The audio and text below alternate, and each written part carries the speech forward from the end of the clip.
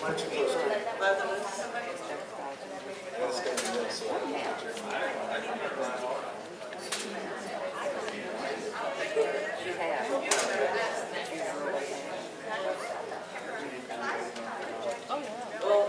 you hear Danny? Regina's done a kick-ass job. The whole committee.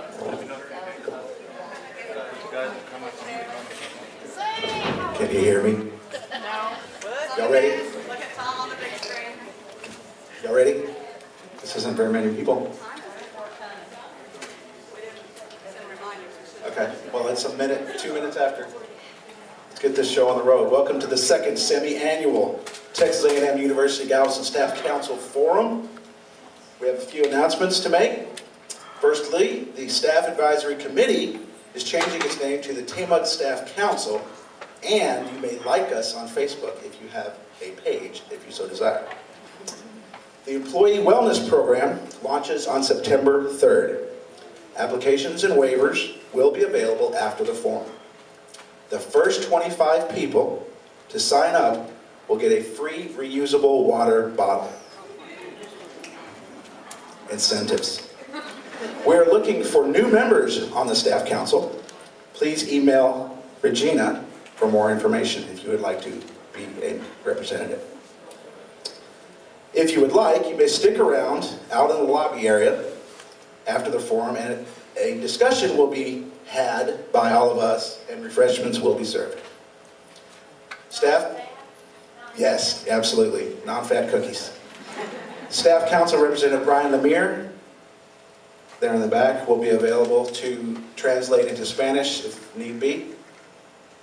Finally, just like on Phil Donahue's show, minus the long microphone, please raise your hand and wait for one of our representatives to come to you before you ask your question. We want to be sure that you are heard. And without further ado, I will pass to our fearless Staff Council leader, Mrs. Regina DeLeo Daniels, and our fearless Senior Vice President, Dr. William Seitz, to begin this forum.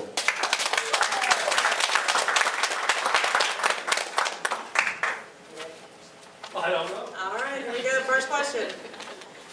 At the last forum, the issue of lack of confidence in the HR department was raised, especially in regards to employees reporting workplace issues regarding the supervisors or other staff members and how these matters were handled confidentially or appropriately. Often the person being complained about was called and advised of the complaint, and the employee was then treated badly for making the report. What has the administration and HR department done to address this issue? Excuse me, there's not one custodian in here, but we have radios. Okay. Well, don't you see a problem? They don't have email. They have radios. Yes, they have radio. We did post flyers around campus. If y'all would like to call them and see if they want. I did talk to some today and let them know to come over at 2 o'clock.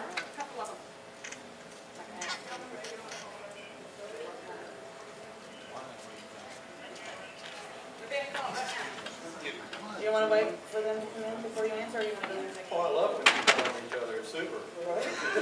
Right? No. They should be here. I mean, they're on the way, right? They are coming? Yes, he's got 2 of them calling him on the radio right now. Okay. That are getting ready to come in. I assume that they will be here. The person who has that, you sense that they're not here because they don't want to be here? No, they don't have emails. Oh, that's all? They do. Yeah, everybody has emails. I don't know if they check them, but they do have emails. Well, no, I understand that that's a problem, but it's not that there's... Oh, yeah, that's true. It's a communications issue. Yeah, we did put flyers around, and the ones I saw, I kind of tried to convey to them that we were going to be here at 2 o'clock today for them to come by. Sorry I said. Oh, no, that's okay. No, that's great. That's why we do these things. Or why y'all do it. I don't know why.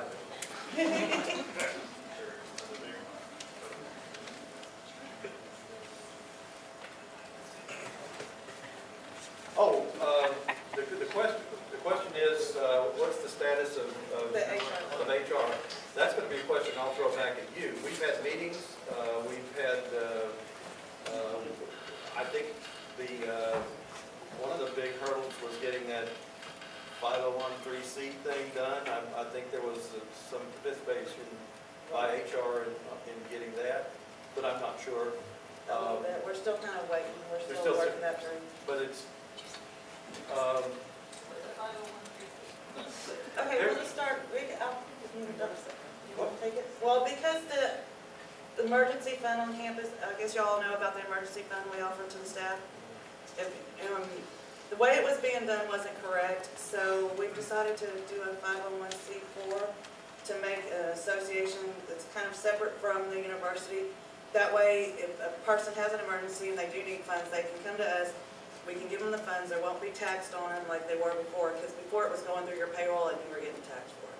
So we're trying to set up a separate fund for the staff emergency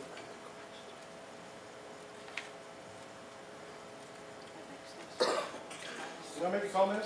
Sure. yes. I was here at the last forum, and I understand that everybody has some concerns about the HR department and possibly how they interact with folks on campus. Is that better? Is everybody able to hear what I just said? Yeah. Okay. What we've done is we've put on our website a feedback mechanism. It's totally anonymous. If you have any issues or concerns with the HR department, all you have to do is click on it and provide information. The information is available to myself. You don't have to list anybody's names if you don't want to. If you're having concerns with a specific individual, you can do that. But what I would ask is, if you're having these issues and you're having these concerns, we're not really aware of what the specific things are because it's not getting back to us. So in order for us to be able to address these things, we would appreciate your feedback so that we can look into the matter and make sure that we have resolved whatever your concerns might be. So again, it's a feedback mechanism that's available on our website, on the bottom of our homepage. In addition to that, we each have it on our signature line on our emails. So whenever you get an email from us, you should be able to click on the link and provide feedback that way as well.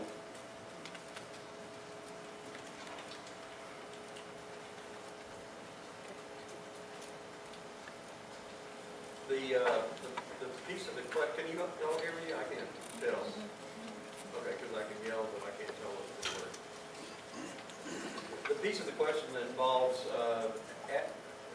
after seeing HR, there's a question implied, there's a perception that causes you to have trouble with your supervisor or something. And that's, I think I was very clear last time, that that's totally not acceptable.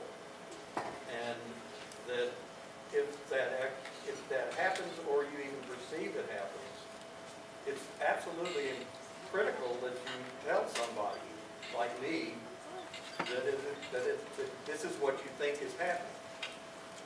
Now, as you understand, just because someone comes and say they think this is happening, that doesn't mean, you know, I'm just going to jump up and run out and do something.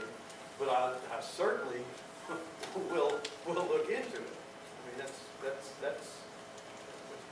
of all the things that you aren't, well, not of all things, I mean, there's worse things you can do.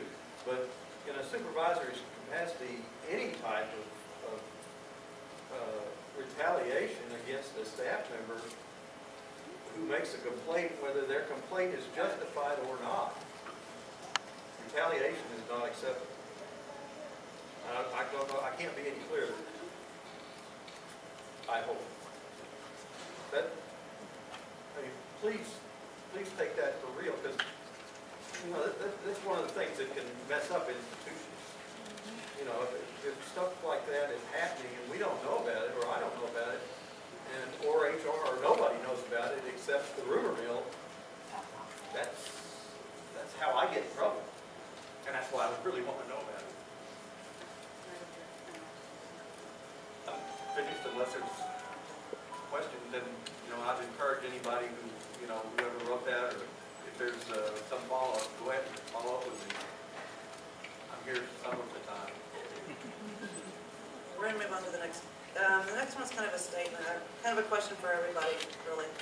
I very much appreciate these forums that are being held, but think they would be more efficient if there was a panel of people to answer questions. A panel consisting of Dr. Seitz, perhaps Will Heidel, perhaps Susan Lee, maybe others. Certain subject matters that were addressed in the first forum that could have been addressed better and in more depth by those directly involved. If that's something that y'all think would be better, to have a panel up here and person?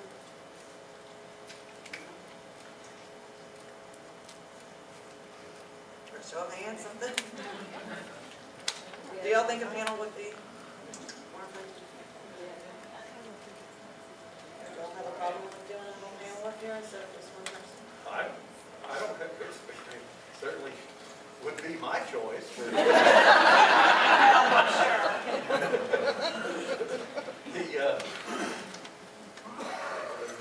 There are good and bad things about panels. That's So what that's we why, can look into. but this is your meeting.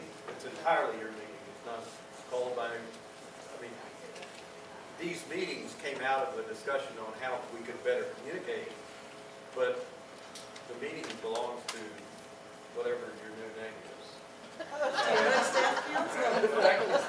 TAMUG Staff Council. TAMUG Staff Council. I guess I hadn't heard that until. It's a surprise, we announced it today. Oh, you announced it today? Okay. I don't feel quite so bad. All right, well, we'll look into doing that, and maybe the next one we'll have a panel. And several people are here today, and you can ask questions. Susan's here, and I saw, We have Donna Lane here. And Donna I'd like was to here. put more chairs on the stage. and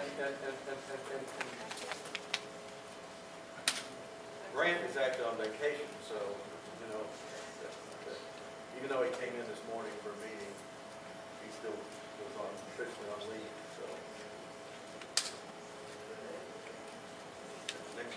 Next one, remodel, and remodel some more. Take out this wall, put a wall here. Why are offices in the Ocean Coastal Science Building Ocean Coastal Studies Building being remodeled now? I can understand if a lab needs to be remodeled for the benefit of our students, but offices? How many thousands of dollars is this costing TAMUG? Can the employees in that building just accept what they have in the way of office and find a better use for funds? Some folks on this campus seem to be only looking out for me. Well, I'm a bad person to answer that question, because I personally wasn't real pleased with those new spaces, but, because I kind of like openness, you know, the open areas. But there was a driving force that's real, and that is that the Board of Regents last week approved a new institute for our university, the Institute for Sustainable Coastal Communities. That institute is the reason for those rooms being built. They're not offices. They're rooms to house multiple people, but all related to this Institute for Sustainable Coastal Communities. This is a joint institute with the College of Architecture. It's got, you know, it's got a lot of, you know, potential. The monetary aspects of it are not being funded by funds that would be. This is a research development type effort, and it's not a and it will continue to occur. I mean, I hate to. The faculty always want to change things until they get to be my age, and they don't want anything to change. But young faculty want, you know, things to be done. As staff, you need to give them a break, because their entire career is based on, well, not their entire, but half their career is based on the work they do in their laboratory. And if they need a laboratory to be reconfigured, and we don't do it, I'm going to lose that faculty member to another university. And yes, it looks like a waste of money, and it would be a waste of money if I would just build walls for the heck of it. And I don't do this, but if we build walls for the heck of it, but we do it for faculty who are very productive. They bring in hundreds of thousands of dollars a year. They support 3 or 4 graduate students. And then this institute thing. So those type of renovations, those have always gone on. I don't think there's any. Well, I know that there is no individual that benefits from any of that. existing individual at this campus benefited whatsoever from those new spaces. They're all for students and staff. That take care of that one, I I hope. think so. I mean, Good thing to clarify that the monies for those renovations that are taking place right now are not general operation monies. right. I think you said that as research, but also, I'm sorry, but also there may be other things you'll see in the future, and there's money already earmarked for this building. Sorry. I think you can hear me, right? That's okay. There's money already earmarked for this building that has not completely been spent. We have to spend that money on the Ocean and Coastal Studies building. So there will be enhancements from time to time. It's not a lot of money, but there's still money left over. So it's no new money. It's not money being taken away from next year's budget or anything like that. I just want y'all to feel comfortable in knowing that.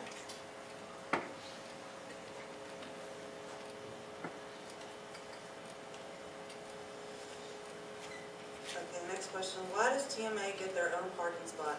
Except for the president, why does anyone get a reserved spot? How do we get one?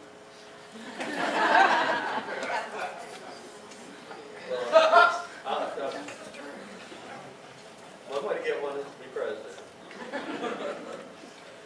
And the other one is to be superintendent of the Maritime Academy. But, that's a glib answer.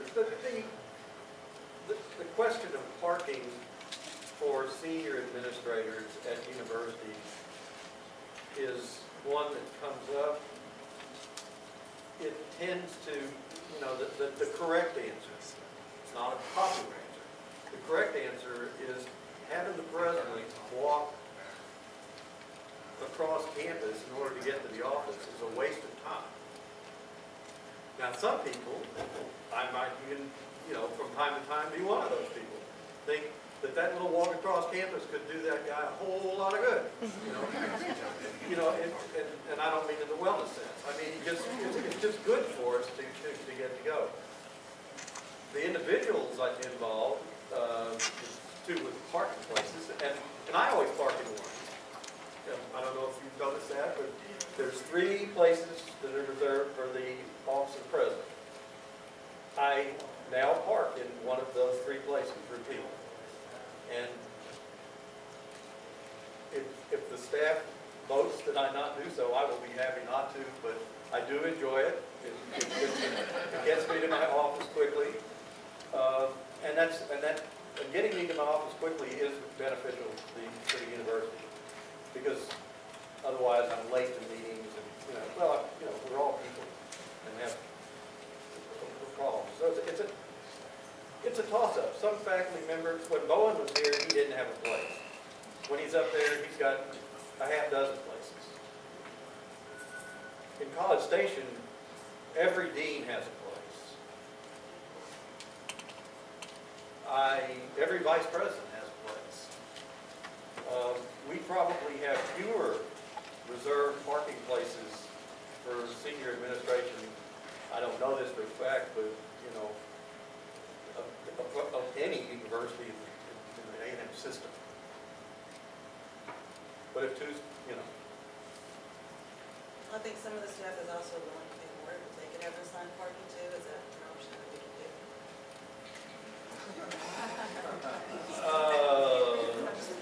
That opens, I mean, it's certainly something that can be done. But I would, I'd like to talk about it, and I'd argue against it. What that does is it empowers the rich and it empowers the well-paid. And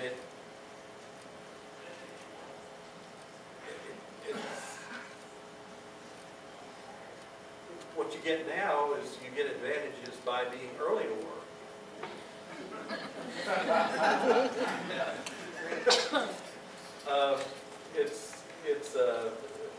So anyway, I would argue against it, but it's something that if there's a campus dialogue and we want to set aside spaces that are much more expensive. I know College Station, the lot you park in can vary by cost by hundreds and hundreds of dollars. I mean, mean, I think these deans, they have reserved spaces, but they pay like $800 a year. And it's, so anyway, that's a double-edged sword. And you would find it, you know, you might find it on the wrong edge. So I don't know. That's something y'all can talk about in the council and get back with us. There may be rules against it, but I don't think there are. I'm gonna move on to the next one. For several days this summer, while teaching photography at the sea camp, the dorm manager and I smelled a very strong chemical odor around the area of the new parking lot near B dorm. I notified the A&M police and called the fire department. The sweet-smelling odor was strong enough to give folks headaches. I'm just guessing, but I think it was benzene. I smelled the odor at least 5 times this summer. It could not be good for our campers, the A&M students, or the faculty to breathe. Can we try to find the source and take some action? Yes, there was people came out here with machines to sniff for benzene. They didn't find any benzene. I couldn't think of a real source for benzene. The only one I could think of, well, I really can't think of any source for benzene. You could have somebody loaded something in one of those tanks next door by mistake, but that's very unlikely. Would violate EPA standards. We could not find any physical cause, and yes, it was looked for hard. Does anybody here know more about that than I just said? Every time we've had a cough or smells, it usually comes from Clean Tank, and every time we've had calls for smells, it's usually come from Clean Tank behind the Sea Aggie, and Dave Watson has gone to investigate, and what they're using is approved products. It's just, especially our science buildings, 100% outside air intake, that smell gets sucked into the building. And if they're using what they're supposed to, there's nothing we can do about it.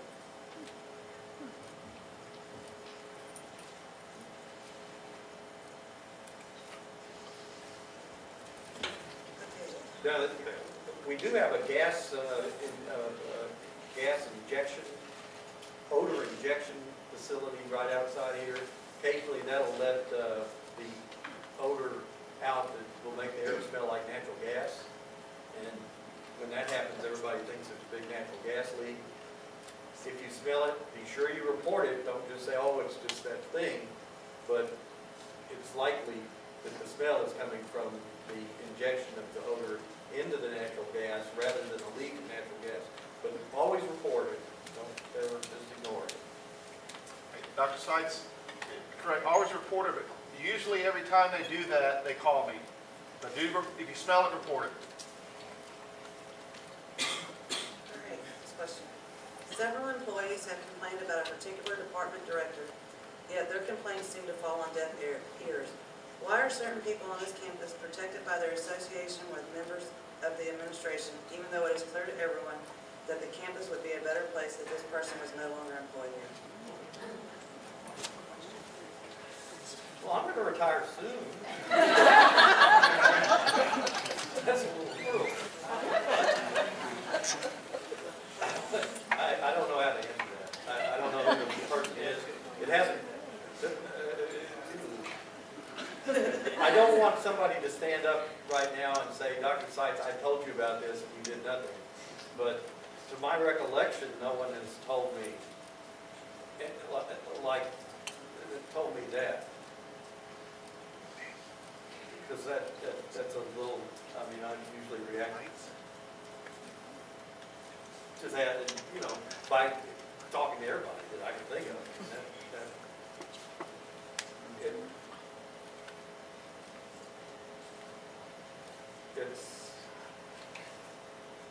You think that your first step would probably be to talk about this openly in the staff council, privately, and then if you persuade your leadership that there's an issue, that the staff, council, council would like to present to us as the senior administrator, if it's not what you're complaining about, then they can, then I don't think they're shy people that will do so. That would trigger, we would look at it hard. Now, there are different managers with different styles.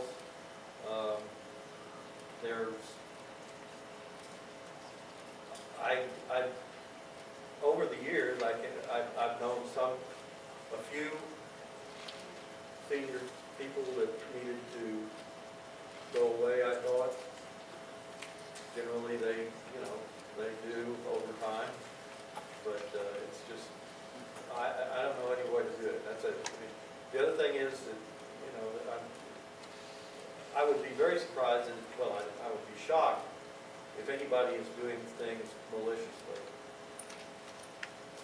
People do things thoughtlessly,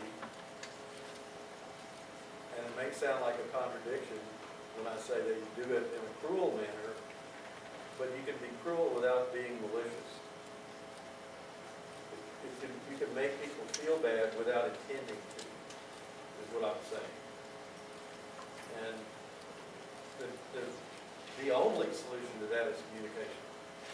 And you don't have to confront the supervisor, you can come see me, but, maliciousness is very unlikely, or at least I know of no one. I know some who are more sensitive than others.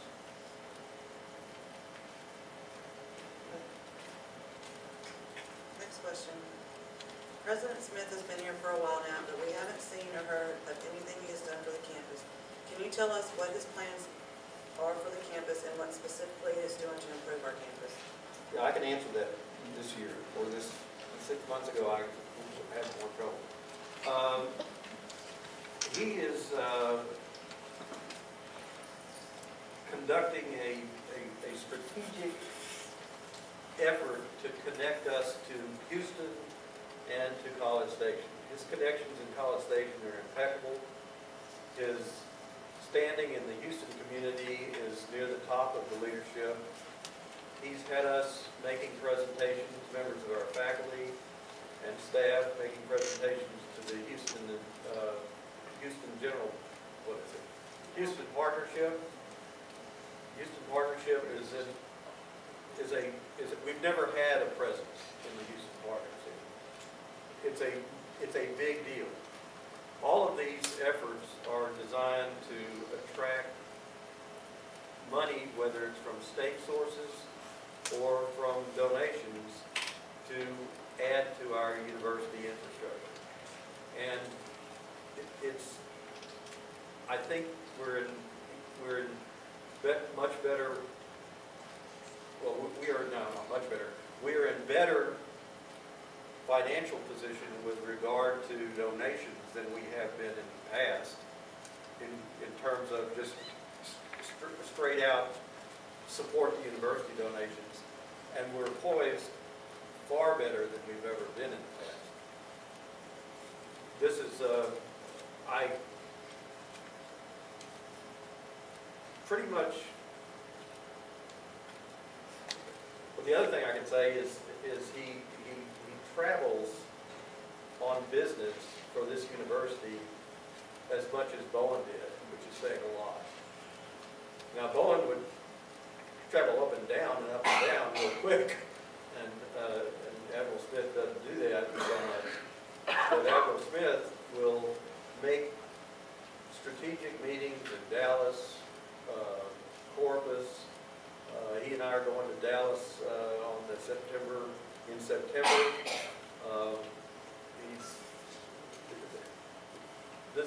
The university is better positioned with respect to Texas A&M than we've ever been in the past. The thing that makes that so critical is that while we know we're part of Texas A&M University, Texas A&M University sometimes forgets. And no one has been more effective at forcing them to remember than Admiral Smith. and this goes all the way up to the regents and the chancellor. We've had more regents on his campus since he's been here than I saw in my whole career here. We never had regents. I remember for 20 years we talked, oh, if we only had one regent, even New Galveston existed. Donna, you remember those years. I mean, you couldn't get it. We've got 3 or 4 regents that really care about us. Really care. And at the staff level, you can't see that. I understand that.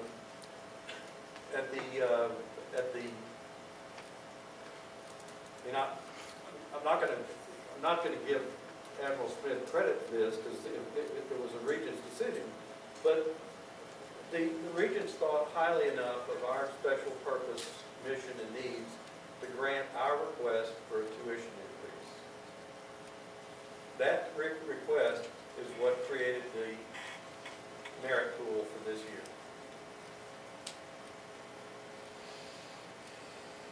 And that was engineered, well, that was engineered by Admiral Smith, but with cooperation from the regents and with toleration from senior leadership at A&M.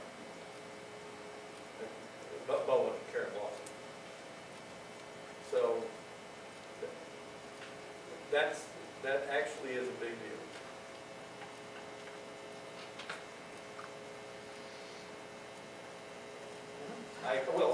Any questions further about, I mean, I can expand more on what Bob's doing. I don't think I need it. Testing, okay. Yes, sir, I wanted to ask you, there's a lot of concern at facility services about contractors going to contract. I know that was basically College Station, but has that come up here with y'all's talks, you know, on the higher levels, that it's going to happen, or, because there's a lot of people worried about it? Well, I'm sure there's going to be questions. That was actually my next question. Oh, okay, well, if it's the next question, then I didn't know, I hadn't seen no question. oh, okay. That was actually the next question. I haven't either, but I certainly was anticipating it. The situation in College Station does not apply here, but it